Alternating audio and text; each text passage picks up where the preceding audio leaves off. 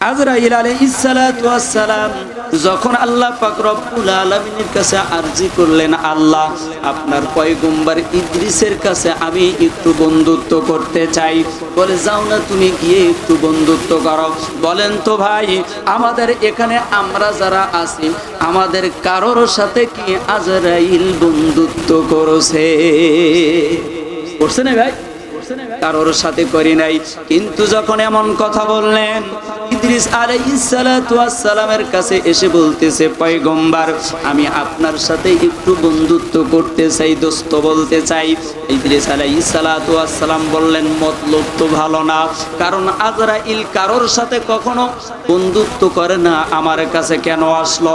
আজরাইল তুমি যেহেতু আমার কাছে এসেছো, এখন আমার 3টা শর্ত আছে। এই 3টা শর্ত মেনে যদি তুমি আমার সাথে বন্ধুত্ব করো, তাহলে আমি ইদ্রিস তোমার সাথে বন্ধুত্ব করতে রাজি। বলেন, আমি সংক্ষেপে বলছি, বলেন আপনার 3টি শর্ত কি কি? বলে 1 নাম্বার শর্ত হলো, আগে আপনি আমাকে সুন্দর করে জানটা কবজ করবেন, এরপরে কিছুক্ষণ পরে আবার আমার দেহের ভিতরে জানটাকে ফিরাই দিয়ে দিবেন, এরপর আমাকে নিয়ে একটু জাহান্নাম ঘুরাই দেখাইবেন। বলে 3 নম্বরে আমাকে একটু জান্নাত দেখাই দিবেন। এই 3টা শর্ত যদি আপনি মানতে পারেন, তাহলে আপনার সাথে আমি বন্ধুত্ব করব। এবার কত সুন্দর করে আজরাইল আলাইহিস সালাতু ওয়াস সালাম আল্লাহ পাক রব্বুল আলামিনের অনুমতি ক্রমে এই 3টা শর্তে ইদ্রিস আলাইহিস সালাতু ওয়াস সালামের সাথে বন্ধুত্ব করেছে। এবার কথা অনুযায়ী ইদ্রিস আলাইহিস সালাতু ওয়াস সালামের জানটা যখন কবজ করেছে, কবজ করার পর কিছুক্ষণ পরে জানটা ফিরাই দিয়ে দিয়েছে। দেওয়ার পরে বলতেছে, ইদ্রিস আলাইহিস সালাতু ওয়াস সালাম বলছে, ভাই আজরাইল সত্যি করে বলো তো দেখি, তুমি আমার সাথে বন্ধুত্ব করতে এসেছো নাকি শত্রুতা করতে এসেছো? বলে না, আমি তো আপনার সাথে বন্ধুত্ব করতে এসেছি। তাহলে বলো, এত কষ্ট দিয়ে কেন তুমি আমার জানটা কবজ করলে, তার কারণটা কি? আজরাইল আলাইহিস সালাতু ওয়াস সালাম বলতেছে, না না না, আমি এত সহজ এত সুন্দরভাবে আপনার জানটা কবজ করেছি, এত সুন্দর করে ইতিপূর্বে আমি কারোর জান কবজ করি নাই। বলে না, দেখো রে আজরাইল, আমার জানটা তুমি এমন ভাবে কবজ করেছো যে কষ্টটা আমি পেয়েছি। যদি কোনো জীবিত প্রাণীর চামড়াটা একেবারে তার গা থেকে যেমন মৃত প্রাণীর চামড়া মানুষ খুলে নেয়, অমনি ভাবে যদি আমার গায়ের চামড়াটা খুলে নেওয়া হইতো, এই যে যন্ত্রণা পাইতাম তার থেকে বেশি যন্ত্রণা আমারও হইছে। আল্লাহু আকবার। তাহলে আপনি দেখেন মৃত্যুর যন্ত্রণা কত কঠিন। এই মৃত্যুর যন্ত্রণা থেকে বাঁচার জন্য আল্লাহ পাক রব্বুল আলামিন আপনাকে অফার দিয়ে দিয়েছেন, আমার সাথে যদি হাল আদুল্লুকুম আলা তিজারাতিন তুনজিকুম, আমার সাথে যদি তুমি এই ব্যবসা করো, আমি আল্লাহ পাক রব্বুল আলামিন তোমার এই ব্যবসাটা করার কারণে তোমার ওই মৃত্যুর সময় ওই আযাব আর থাকবে না। এবার ব্যবসা করার জন্য পুঁজি দরকার। এই পুঁজির জন্য বললেন 1 নম্বরে লাগবে তুমিনুনা বিল্লাহি ওয়া রাসূলিহি। 1 নম্বরে হলো ঈমান আনতে হবে। কার উপরে? একটু সবাই বলেন, কার উপরে? ঈমান কেমনে আনবেন? ঈমান আনতে গেলে এখন আপনাকে একটু সাহাবাদের কাছ থেকে ঈমানটাকে শিখে আসতে হবে। বন্ধুরা রে আমার, ঈমান কেমন? যদি ঈমান, আমরা তো ঈমানটাকে পেয়ে গেছি একেবারে গতানুগতিক। দাদা ছিল মুসলমান, আব্বা হইছে মুসলমান, তাই আমরাও হয়ে গেছি মুসলমান। ইসলামের জন্য কষ্ট করি নাই, ঈমানের জন্য আমাদের গায়ের রক্ত ফেলাই দেই নেই। বিশ্বনবী উহুদের ময়দানে ঈমানের দাওয়াত দিতে গিয়ে নিজের দান শহীদ করে দিয়েছে। এজন্য বলেন তো, ঈমানের দাম আছে না না? ঈমান এমন একটা জিনিস, ঈমান আছে তো আপনার নামাজের দাম আছে, ঈমান আছে তো আপনার রোজার দাম আছে, ঈমান আছে তো আপনার হজের দাম আছে, ঈমান আছে তো আপনার জিকির আজকারের দাম আছে, ঈমান আছে তো আপনার কুরবানির দাম আছে। ঈমান নাই তো আপনি যা করেছেন এর কোনোটার কোনো দাম না। বোঝেন বাবা? বোঝেননি নাকি? এখন আপনি দেখেন, ঈমান দেখেন কত সুন্দর করে উযু আমরা করি। বলুন তো, উযু ভঙ্গের কারণ আছে না নাই? আছে ভাই? ওযু ভঙ্গের কারণ আছে। কত সুন্দর করে নামাজ আদায় করি। আচ্ছা ভাই বলেন তো দেখি নামাজ ভঙ্গের কারণ আছে না নাই? আচ্ছা ভাই বলেন তো দেখি আমরা রোজা রাখি, রোজা ভঙ্গের কারণ আছে না নাই? আচ্ছা এবার আপনারা আমাকে একটু বলে দেন, ঈমানওয়ালা হয়ে গেছি, বলেন তো ঈমান ভঙ্গের কোনো কারণ আছে না না? এই বিষয়ে আমি কথা বলেছি, ঈমান ভঙ্গের কারণ আমি এই বিষয়ে এখন কথা বলতে চাচ্ছি না। এজন্য দেখেন ঈমান কেমন। আপনি যদি ঈমানওয়ালা হতে চান তাহলে সাহাবায়ে কেরামের কাছ থেকে আপনাকে ঈমানটাকে শিখে আসতে হবে। আপনি একটু চলে যান সাহাবায়েদের কাছে। হযরতে ওমর রাদিয়াল্লাহু তাআলা আনহুর সময়ের একটা যুদ্ধ হয়েছিল ওই রোমদের সাথে। পারস্যের সাথে যখন এই যুদ্ধ বাঁধলাম, রোমরা চিন্তা করে দেখলো কি ব্যাপার, দেখো তো মুসলমান এত দ্রুত গোটা বিশ্বে ছড়িয়ে পড়ে কেমনে, এত দ্রুত একেবারে আনাসে কানাসে মুসলমানের দাওয়াত পৌঁছে যায়, এটা কেমনে হইল? চারিদিকে একটু খোঁজ নাও। এই রোমের বাদশা তিনি চিন্তা করে দেখলেন এমন ভাবে ইসলাম কেমনে ছড়ায় যায়। এবারে তিনি বিভিন্ন ভাবে গোয়েন্দা চারিদিকে ফিট করে দিয়া দিলেন। এই গোয়েন্দা কয়েক বছর যাবত তারা যখন একেবারে সারা বিশ্বের আনাসে কানাসে মুসলমানদেরকে নিয়ে গবেষণা শুরু করে দিয়েছে। এক পর্যায়ে তারা যখন বাদশার দরবারে এসে পৌঁছানোর পরে বলতেছেন, বাদশাহ আমরা আপাতত দেখেছি তিনটা কারণে মুসলমান এত দ্রুত গোটা বিশ্বের বুকে ছড়ায় পড়তেছে। একটু জোরে বলা যাবে কি আল্লাহু আকবার? কয়টা কারণ ভাই? একটু সবাই বলেন। বলে তিনটা কারণের মেন হলো দুইটা কারণ। এক নাম্বার, মুসলমান তাদের ভিতরে ঈমান নামে এমন একটা জিনিস তাদের বিরুদ্ধে লালন করতেছে, এটা তারা এক আল্লাহর উপরে ঈমান আনে।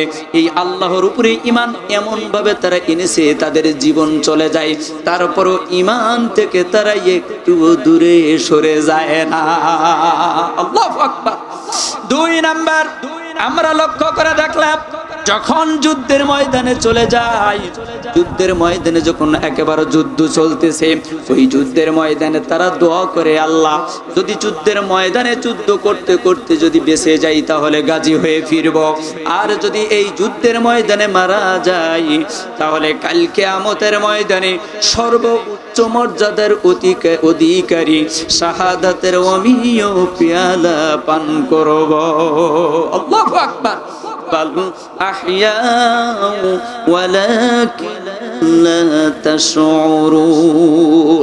এরা কিন্তু মরে না, যারা শহীদ হয় এই শহীদেরা তো মরে না। এজন্য এই দুইটা জিনিস দেখলাম। তিন নম্বরে দেখলাম এরা হলো ঠিক এইরকম সফান সারিবদ্ধভাবে দাঁড়ায়, কাআন্নাহুম বুনিয়ানুম মারসুস, একেবারে সীসা ডালা পালায় না, এমন ভাবে তারা সারিবদ্ধভাবে দাঁড়ায় যায়।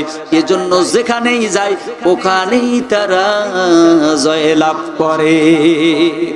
এবার ওই রোমের বাদশা বলতেছে, দেখো আমাদের যে যুদ্ধ চলতেছে এই যুদ্ধে আমাদের জয়লাভ করার দরকার নাই, আপাতত আর কিছু না হইল যুদ্ধের ময়দান থেকে কয়েকজন মুসলমানকেই ধরে আনবা, আমি একটু পরীক্ষা করতে চাই মুসলমানদের ঈমানটা কেমন, এটা আমি লক্ষ্য করব। এবার ওই রোমের বাদশা যখন এমন কথা বলে দিলেন তখন তাদের সৈন্য সংখ্যারা চিন্তা করে দেখলো কোনো কথা নাই, যুদ্ধে জয়লাভ হোক আর না হোক যুদ্ধের ময়দান থেকে কয়েকজন মুসলমানকে আমরা আটক করব। এবার যুদ্ধের ময়দান থেকে 40 জন মুসলমানদেরকে আটক করে রোমের বাদশার সামনে যখন ওদেরকে দাঁড় করায় দিয়েছে, জেলখানার ভিতরে তাদেরকে প্রেরণ করা হয়েছে, এটা ছিল তাদের টার্গেট। যারা এই সমাজে কোরআনকে বন্ধ করে দিতে চায় এমন ষড়যন্ত্র বিশ্বনবীর যুগে হযরতে আবু বকরের খেলাফত কালেও হয়েছিল। এই সময় ইয়ামামার যুদ্ধ সংগঠিত হয়েছিল। এই সময় কাফের মুশরিকদের টার্গেট ছিল কোরআনের দাওয়াতকে তারা কিভাবে বন্ধ করবে। এজন্য ইয়ামামার যুদ্ধে তারা টার্গেট করে 70 জন কোরআনের হাফেজকে তারা শাহাদাত বরণ করেছিল। আচ্ছা বলেন তো দেখি এই 70 জনকে শাহাদাত বরণ করার মাধ্যমে কোরআনের প্রচার কি বন্ধ হইছে নাকি আরো বেড়ে গেছে? এজন্য যারা কোরআনের পিছনে এমন ভাবে লেগে যাবে আল্লাহ পাক রব্বুল আলামিন ইউরিদুনা লিইতফিউ নূরাল্লাহি বিআফওয়াহিম। চিন্তার কোনো কারণ নাই, কোরআনের এই কোরআনকে কখনো ফু দিয়ে নিভানো যায় না। যায় ভাই, এটা কি সম্ভব?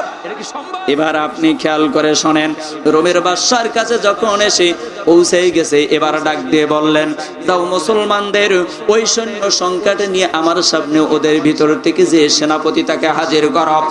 এই 40 জনের ভিতর থেকে যিনি সেনাপতি ছিলেন, এই সেনাপতির নাম হলো হযরতে আব্দুল্লাহ ইবনে হুযাফা। আব্দুল্লাহ ইবনে হুযাফা আল্লাহর রাসূলের একজন সাহাবী। আল্লাহু আকবার বলেন। এই সাহাবীকে নিয়ে যখন রোমের বাদশার সামনে হাজির করানো হইল, হবার পরে এক নম্বরে আসার পরেই বলতেছে, আমার বাদশার এই সিংহাসনের পাশের বাম পাশের চেয়ারটাকে একটু খালি করে দিয়া দাও।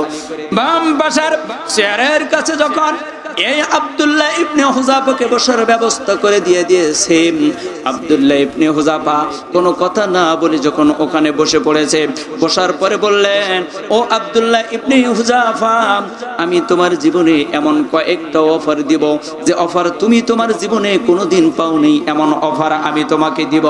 এর মধ্যে 1 নাম্বার অফার, তুমি যদি তোমার ঈমানটাকে ছেড়ে দিয়ে দাও, আমি এই রোমের বাদশা তোমার এতগুলো মানুষের সামনে কথা দিয়ে দিলাম, আমার একমাত্র মেয়ের সাথে তোমার বিবাহর ব্যবস্থা করে দিয়ে দিব। অফার নাম্বার কত? সবাই বলেন। অফার নাম্বার হইল 1। বললেন 1 নাম্বারের অফার। বন্ধুরা রে আমার, বলে দেখো আব্দুল্লাহ ইবনে হুযাফা, 2 নাম্বার অফার, তুমি যদি আমার মেয়েকে বিবাহ করো, বিবাহ করার কারণে আমি এই রোমের অর্ধেক রাজত্ব আমি তোমাকে দিয়ে দেব। এটা হলো তোমার 2 নাম্বার অফার। তেমন কোনো কিছু না, শুধু তুমি তোমার ঈমানটাকে ত্যাগ করে দিয়ে তুমি চলে আসবা। বলে এরপরে 3 নাম্বার অফার হলো, যখন আমি মারা যাব, আমি মারা যাবার পরে এই রোম সাম্রাজ্যের যতগুলো জায়গা আছে, প্রত্যেক জায়গার একমাত্র বাদশা তুমি হইবা, তুমি রোমের একমাত্র অধিপতি হইবা, তোমার কোনো প্রতিদ্বন্দ্বী থাকবে না। বলো আব্দুল্লাহ ইবনে হুযাফা, তুমি আমার শর্তের ভিতরে রাজি আছো কিনা? আব্দুল্লাহ ইবনে হুযাফা ডাক দিয়ে বললেন, ও রোমের বাদশা, দেখো তুমি যে 3টা অফার আমাকে দিয়েছো, এটা তো দুনিয়ার শান্তি, আর দুনিয়া হইল ক্ষণিকের জন্য, ক্ষণিকের শান্তি আমি চাই না, আমি একমাত্র আখিরাতের অনন্তকালের শান্তি চাই। আমরা বলেন তো দেখি, দুনিয়ার শান্তি চাই নাকি আখিরাতের শান্তি চাই? কারা কারা চান একটু 2 হাত ধরে আল্লাহকে দেখাই দিয়ে দেন। নারায়ে তাকবীর, নারায়ে তাকবীর। 2টা হাত নামান আল্লাহ। আজকে আমরা দুনিয়ার শান্তি চাই না, কারণ দুনিয়ার শান্তি কখনো ক্ষণস্থায়ী না। আমরা সকলে চাই আখিরাতের অনন্তকালের শান্তি চাই। আব্দুল্লাহ ইবনে হুযাফা ডাক দিয়ে বললেন, বাদশা শোনো, আমি কোনোদিন তোমার এই অফার গ্রহণ করব না। বলে দেখো আব্দুল্লাহ ইবনে হুযাফা, আমি তোমাকে এমন শাস্তি দেব তুমি জীবনেও কল্পনা করতে পারবা না। বলে কি এমন শাস্তি দিবেন? আমি কোনোদিন আপনার ওই শাস্তির ভয় পাই না। এবার ওই রোমের বাদশা ডাক দিয়ে বললেন, এ দেখো এদের এই সৈন্য সংখ্যা সহ তোমরা জেলখানার ভিতরে আটকাই দেয়া দাও, এদের খানা পিনাটাকে বন্ধ করে দেয়া দাও। জেলখানার ভিতরে যখন খানা পিনা বন্ধ করে দিয়েছেন, 2 দিন পার হয়ে গেল, 3 দিন পার হয়ে গেল, পানিও দেয় না, খানাও দেয় না, কিছুই দেয় না, এক প্রকার অচেতন হয়ে পড়ে গেছে। এমন সময় ডাক্তার ডেকে বললেন, রোমের বাদশা, দেখো তো এদেরকে একটু চেকিং করে দেখো তো জীবন আর কত দূর বাঁচবে। ডাক্তার পরীক্ষা করে বলল, বাচ্চা বেশি কিছুক্ষণ আর এরা বাঁচবে না। বলে এইবার ওদের সামনে খাবার নিয়ে যাও। এবার যখন ওদের সামনে খাবার নিয়ে বলল, দেখো আব্দুল্লাহ ইবনে হুযাফা, তুমি সহ তোমার 39 জন এই সহসার আজকে আমার জেলখানার ভিতরে বন্দী। যদি তোমরা ঈমানটাকে একটু ছেড়ে দাও, এই ঈমান ছাড়ার সাথে সাথে তোমাদের এখনই খাবার পরিবেশন করা হবে। আব্দুল্লাহ ইবনে হুযাফা এত জোরে চিৎকার মেরে ডাক দিয়ে বললেন, ও রোমের বাদশা, শুনে রাখো, ঈমান অতটা দুর্বল না, সামান্য ক্ষুধার যন্ত্রণা যদি ভোগ না করতে পারি, কাল কিয়ামতের ময়দানে বলো তো কবরের আযাবটা কেমনে সইব? আল্লাহু আকবার। কেমন করে দেখেন, খাবার দেওয়ার পরে খাবার খায় নাই, এরপরে রোমের বাদশা সুন্দর করে রুটি বেললেন, শুকরের গোস্ত তাদের সামনে পরিবেশন করা হইল। শুকরের গোস্ত নিয়ে যখন এবার আব্দুল্লাহ ইবনে হুযাফার সামনে দেওয়া হইল, এবার বলতেছে নাও তোমাদের জন্য খানা আসছে, খাও। আব্দুল্লাহ ইবনে হুযাফা খাবারের ঘেরান পেয়েই বলে দিছে এই খাবারটা হইল শুকরের গোস্ত। আমরা যেমন গরম ভাতে হাত দিলে বুঝতে পারি এটা গরম না ঠান্ডা, যদি আলানো আমাদের দেশের ভাষায় নষ্ট ভাত যদি আমাদের সামনে নিয়ে আসে, যেই হাত দেবো সেই বুঝতে পারি। কতক্ষণ না কে যারা আল্লাহ ওয়ালা মানুষ হয়, এদের সামনে হারাম খাদ্য আসলেই বুঝতে পারে যে এটা হারাম। কতক্ষণ না কে কথা খেয়াল করেন। আব্দুল্লাহ ইবনে হুযাফা এবার রোমের বাদশাকে ডাক দিয়ে বলতেছে, বাদশা তুমি লক্ষ্য করে দেখো, আজকে তুমি আমাকে যে খাবার হারাম খাদ্য তুমি আমাকে দিয়েছ, হারাম খাদ্য আমি খাবো না। আমি দেখতেছি আল্লাহ পাক রব্বুল আলামিন আমার জন্য জান্নাতের খাবারও প্রস্তুত করে রেখেছে। এবার কত সুন্দর করে বললেন রোমের বাদশা, বললে হবে না, মুসলমানদের ঈমান এত পোক্ত হইল কেমনে, এইভাবে তাদের ঈমানটাকে নেওয়া যাবে না। এবার সুন্দর করে আবার রাজ দরবারের মধ্যে বসে গেল। যাবার পরে বলতেছে দেখো চারিদিক থেকে এবার লাকড়ি জোগাড় করো, কাঠ জোগাড় করো। কাঠ এনে বলে আগুন জ্বালাও, তার ভিতরে বিরাট বড় একটা পাতিল দিয়ে দাও, পাতিলের ভিতরে তৈল দিয়ে দাও, তৈলটা সুন্দর করে জ্বালাইতে থাকো। একের পর এক যখন ওই তোল জ্বালাইতেছেন, তোল জ্বালাইতে জ্বালাইতে একেবারে গরম হয়ে গেছে। এবার ডাক দিয়ে বললেন যাও আব্দুল্লাহ ইবনে হুযাফাকে আমার সামনে হাজির করম। এই আব্দুল্লাহ ইবনে হুযাফাকে যখন তার সামনে হাজির করা হইল, ডাক দিয়ে বলা হইল, এ আব্দুল্লাহ ইবনে হুযাফা দেখো এই যে তেল গরম করা হয়েছে, যদি তুমি তোমার ঈমানটাকে না ছেড়ে দিয়ে দাও, এখনই তোমাকে এই তেলের ভিতরে দিয়ে হত্যা করা হবে। আব্দুল্লাহ ইবনে হুযাফা বলেন কখনোই সম্ভব না, তুমি আমার জন্য তেল গরম করতেছো, আমি লক্ষ্য করে দেখতেছি এই তেল গরম নাই, বরঞ্চ আমার জন্য এই তেলের ভিতর দিয়েই জান্নাতের দরজা আল্লাহ খুলে দিয়া দিছে। এবার রোমের বাদশা বলতেছে না এমনি ভাবেও হবে না, তার সহচর একজনকে নিয়ে আসো।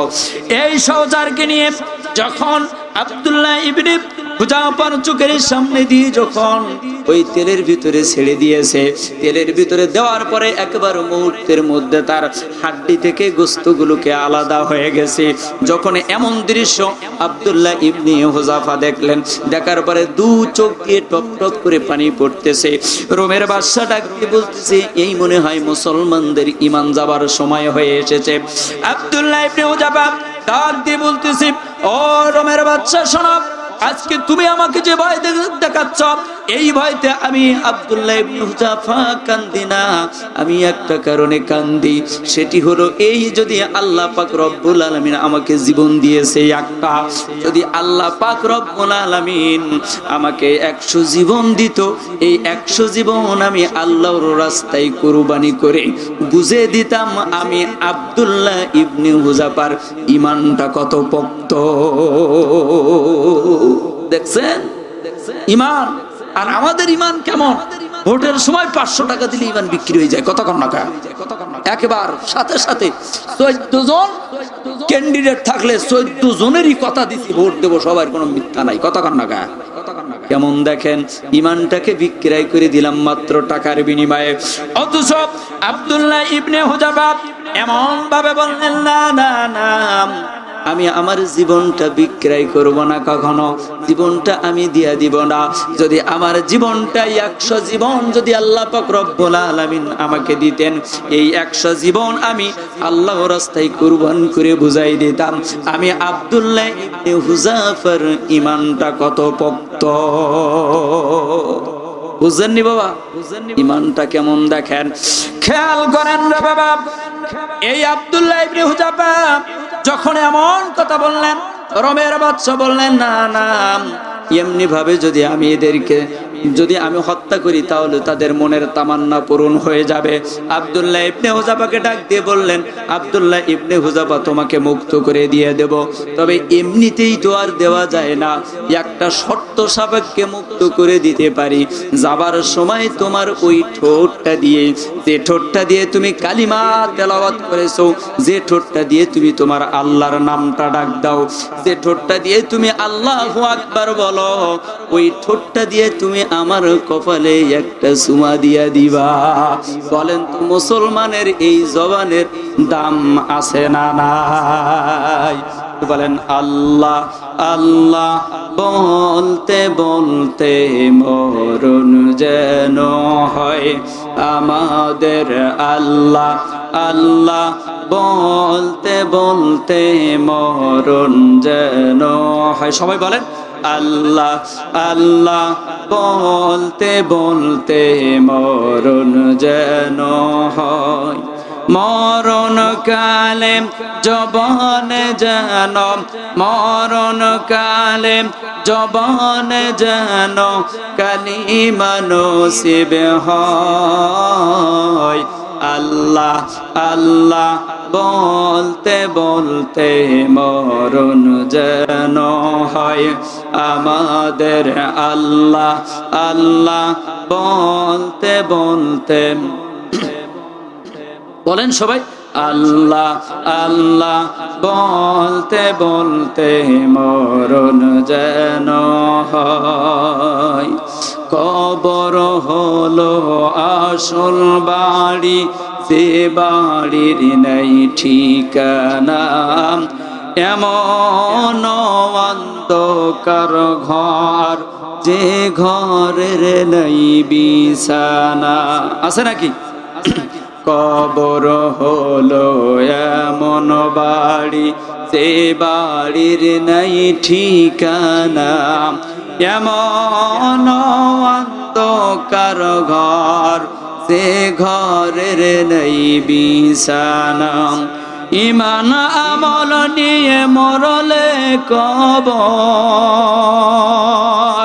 কোরআন হাদিসের আমলে কবর আলোকিত হয়।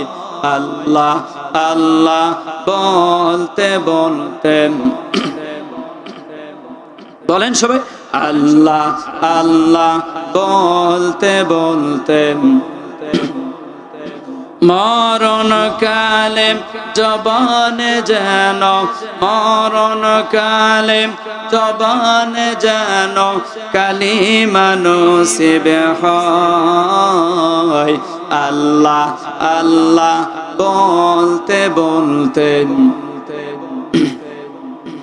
মুনকার নকিরের তিনটি প্রশ্নের জবাব সঠিক হলে কবর থেকে জান্নাত অবধি দরজা যাবে খুলে। আল্লাহু আকবার বলেন। মুনকার নকিরের তিনটি প্রশ্নের জবাব সঠিক হলে কবর থেকে জান্নাত অবধি দরজা যাবে খুলে। রোজ হাসরের কঠিন দিনে, রোজ হাসরের কঠিন দিনে নেই কোনো ভয়। আল্লাহ আল্লাহ বলতে বলতে